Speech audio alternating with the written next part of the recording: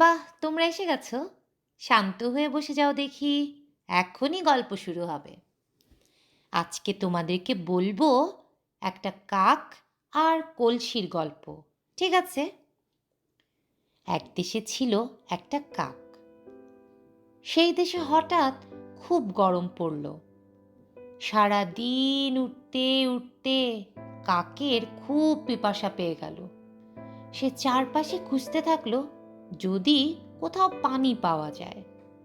কিন্তু হায় হায়, পানি তো কোথাও নেই। এত গরম যে সব পানি শুকিয়ে গেছে।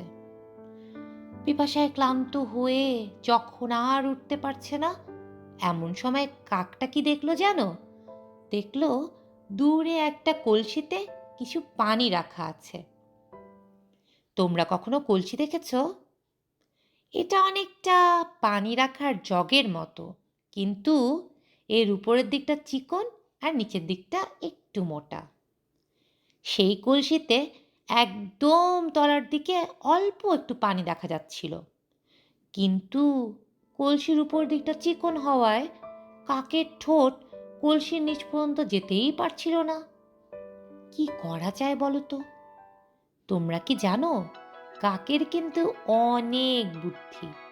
সে চারপাশে তাকালো, তারপর একটা বুদ্ধি করলো।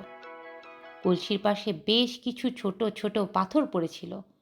কাকটা সেই পাথরগুলো ঠোঁটে করে এনে এনে কলসিতে ফেলতে লাগলো। বেশ কিছু পাথর ফেলার পর পাথর দিয়ে কলসির নিচের দিকটা ভরে গেল আর পানি উপরে উঠে আসলো। কাক তখন আরাম করে সেই পানি খেয়ে পিপাসা মেটালো। তারপর কিছুক্ষণ গাছের ছায়ায় বিশ্রাম করে খুশি মনে উড়ে গেল। দেখো তো, আমরা কি শিখলাম এখান থেকে?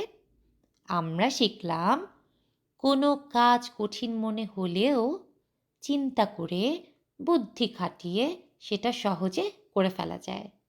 আর কখনো কোনো কিছু পারছো না ভেবে থেমে থেকো না, বরং আরও চেষ্টা করো কাজটা সুন্দরভাবে করার। আমার গল্প ফুরলো, নোটে গাছটি মুড়লো।